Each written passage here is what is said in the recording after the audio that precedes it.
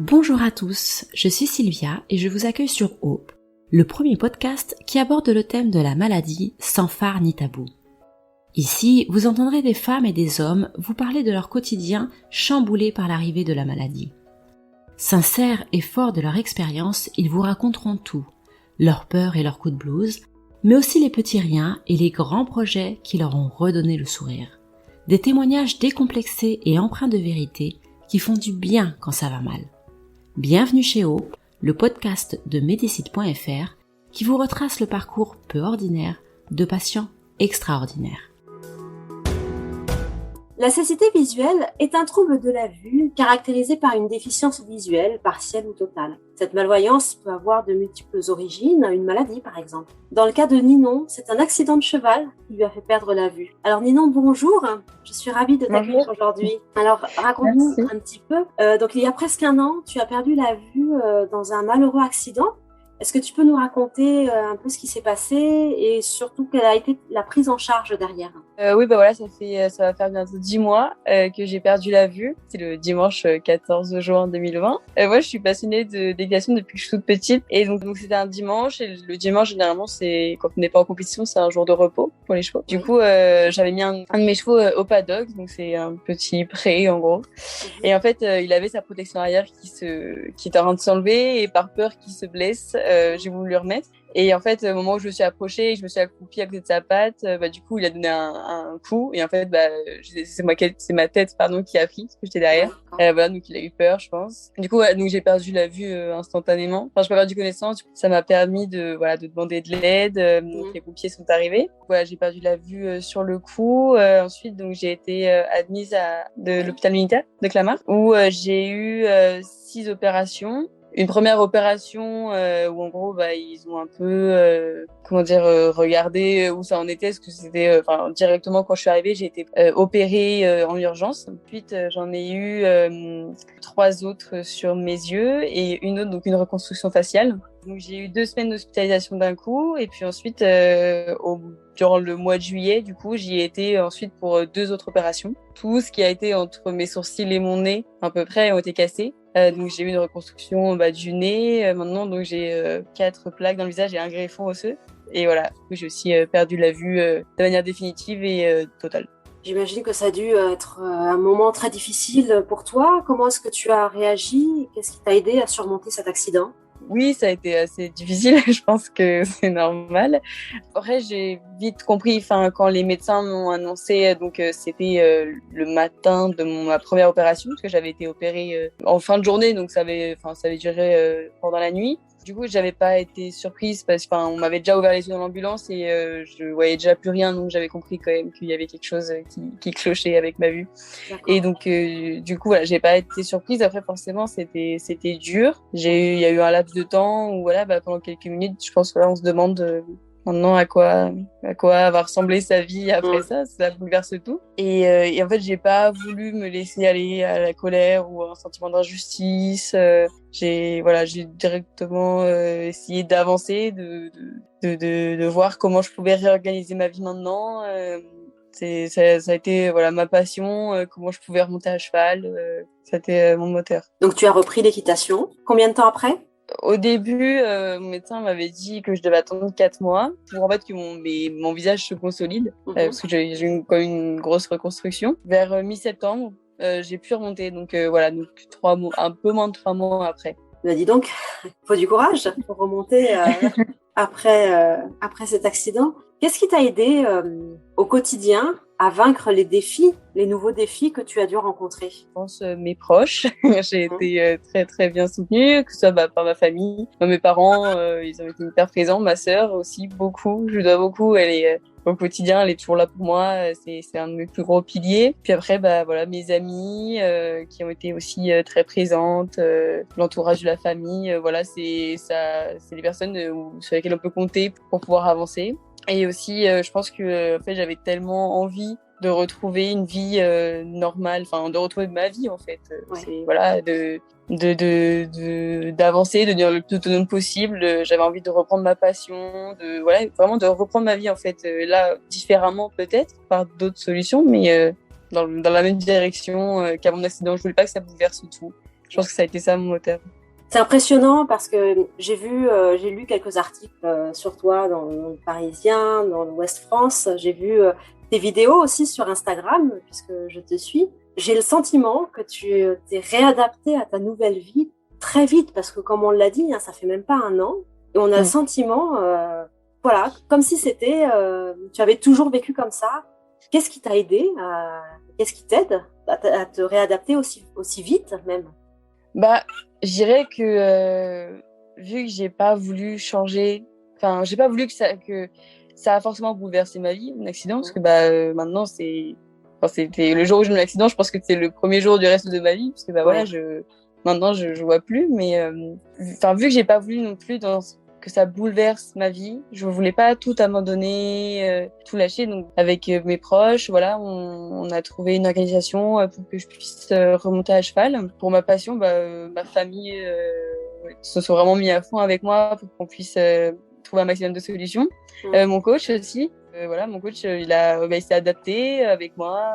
On a un peu tenté, voilà, on a essayé jusqu'à temps qu'on trouve une organisation qui nous convienne à tous, pour que je puisse continuer de monter mes chevaux et de pratiquer mon sport. Et aussi, donc, il y a eu la rencontre avec un autre cavalier aveugle qui s'appelle Salim Ejnaini. Et donc, lui, il est aveugle depuis peut-être une dizaine d'années maintenant. Donc, du coup, voilà, il a eu le temps de trouver ses méthodes avant moi. Et en fait, je l'ai rencontré et donc, pareil, voilà, il m'a expliqué ses méthodes. Donc, c'était aussi une très belle rencontre pour ma famille et moi, parce que je l'ai rencontré peut-être 1 mois et demi après mon accident. Et du coup, voilà, en fait, ça m'a donné espoir. Je me suis dit, mais en fait, voilà, c'est sûr maintenant que je peux le faire moi aussi. Si on peut y arriver, moi aussi, je vais y arriver. Je vais remonter à cheval, je vais sauter. C'est un peu ta particularité, c'est que tu ne fais pas n'importe quoi à cheval, tu ne fais pas du dressage, non, tu fais de l'obstacle.